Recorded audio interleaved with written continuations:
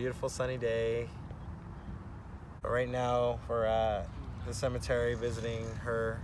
But as you can see, we're visiting my grandma Sarah, who was my mom's bestest friend growing up.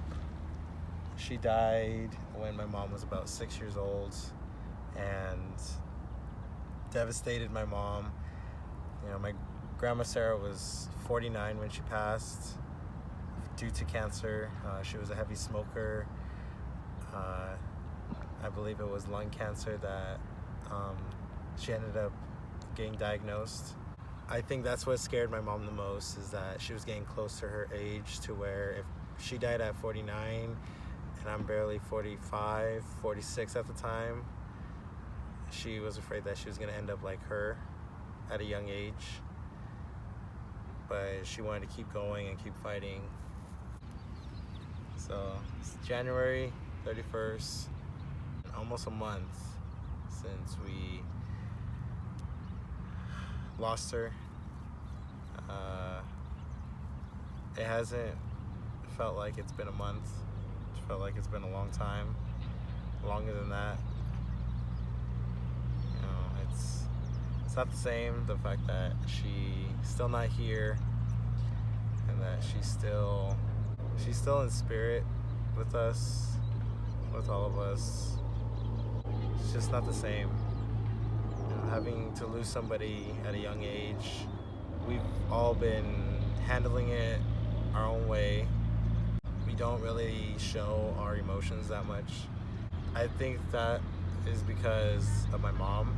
She taught us how to stay strong, know when to suck it up, and to just keep going.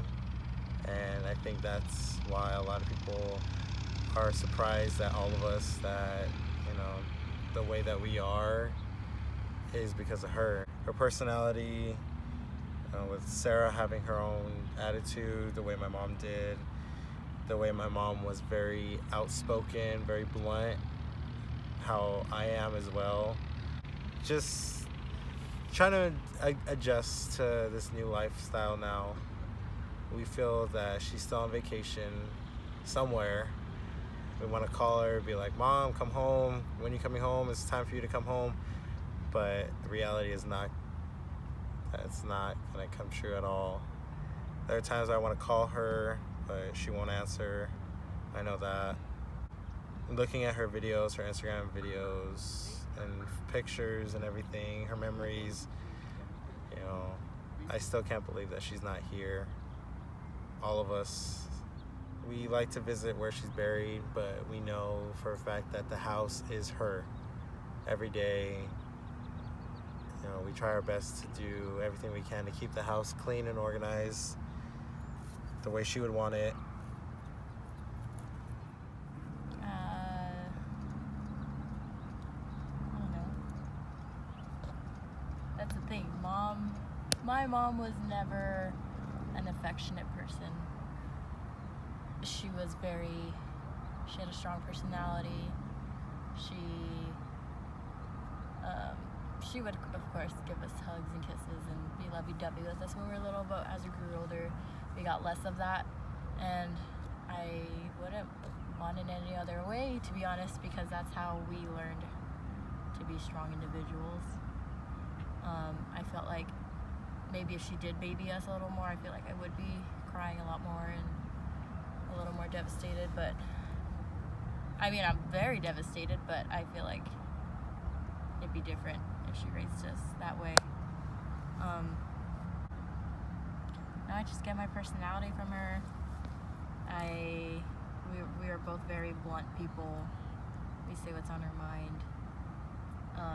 I don't like having an attitude all the time, but that's just my natural instinct, depending on the situation, just how to react in certain situations. But I'm glad she raised me the way she did, because I would say I'm pretty tough.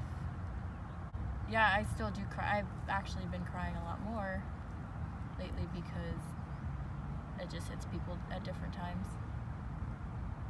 Even when she first passed, like, I know a lot of people would not stop crying, and I think that's just finally hitting me now.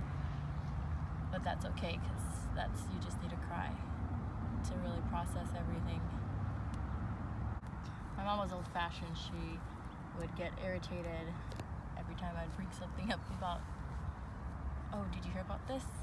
This is supposed to help prevent this. This helps cure that. Like, whether it was cancer or not, like, I would always try to tell her new information that I would look into, because like I just look into it in my free time. Like, I just love learning about the body and overall health. And she would just get mad at me. She'd be like, well, you're not a doctor. How could you know all this information and say the doctor's wrong when he went to school? She was just super old-fashioned, and she just didn't like hearing it. I would just tell her you can't really always believe the doctors, because in the end they're there for the money. Not all of them, of course. But I would get excited when she would ask me to like take her to the new gym that I'm at. Oh, I wanna start coming to the gym. Like, my daughter like is trying to motivate me to go, and I feel like she would make a big difference in like my diet and my overall like health. And she's like, I want to try to exercise more, and I feel like my daughter will be that motivation for me, and that always made me happy hearing that, because that was baby steps for her. She didn't like diet and exercise much. I mean, not a lot of people do, but it's just something that I find passion in. So when pretty much my best friend wants to do what I love with me, it's such a big accomplishment for me, because I know I'm doing something right. Roses and sunflowers remind me the most of her, because those are her favorite flowers. It hasn't even, what is it today? It's like, it hasn't even been a whole month, but it's felt like it's been a while. But feels like I don't know, this has just been the longest month ever. But she did make a big difference in a lot of people's lives. She touched a lot of people's lives, whether she knew them or not. I had a lot of people come up to me at the funeral saying that they'd never met her before, but they felt like she did make somewhat of a difference, and they felt like they did know her through her journey. She was so open about it on Facebook and update everyone, but she was just a good person. She was someone I looked up to, because she was like my best friend, but she did make a really big difference in my life. I'm glad she raised me the way she did. She wasn't as affectionate towards me or my brothers as we got older, but that's okay. I would rather that, because that's why we're strong individuals and we push through every day. Like, there hasn't been a day where I haven't cried, but that's just how, it's okay to cry. That's just how people cope. It's okay to cry. It's okay to mourn over someone's loss, especially if it's your mother, for me at least. But she still lives in our memories. She's never going to be forgotten by anyone. The dreams, or if I'm just having a conversation with her in my head, I know she's